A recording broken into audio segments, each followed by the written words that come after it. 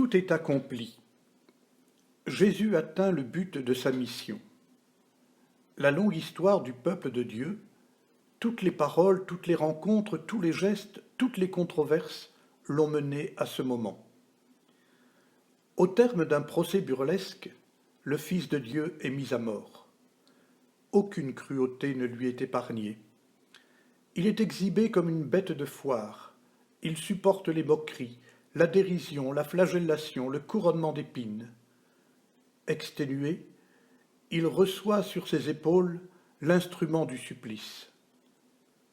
Tel est le roi que l'écriteau voulu par Pilate désigne à la foule. Il a la croix pour trône. Jésus connaît une fois de plus l'épreuve de l'abandon.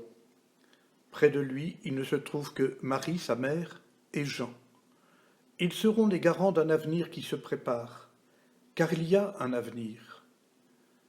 Dans un habile jeu de mots, l'évangéliste rend compte d'un événement. Jésus remet l'esprit, il meurt. Mais il nous est dit qu'à cet instant précis, Jésus donne le souffle de vie, l'esprit qui va poursuivre son œuvre dans le monde et achever toute sanctification.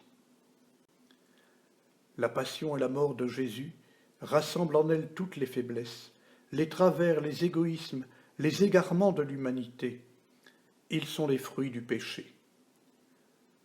Et voilà qu'à l'instant même où culmine cette déchéance, dans le dernier souffle de Jésus, la vie est déjà donnée à la création affamée et assoiffée de renouvellement. Oui, Jésus aime jusqu'au bout.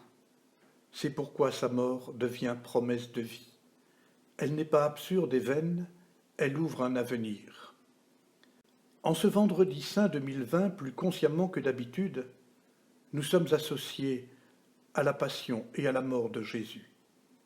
Tant de morts, tant de cœurs meurtris et blessés, tant de frères et sœurs oubliés, rejetés, isolés, ont parcouru ou parcourent avec Jésus le chemin du calvaire. Le Fils de Dieu connaît leurs souffrances et la porte avec eux.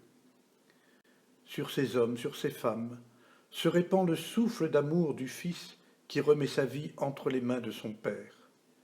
Le tombeau se referme dans les larmes. Viendra l'heure où il sera vide.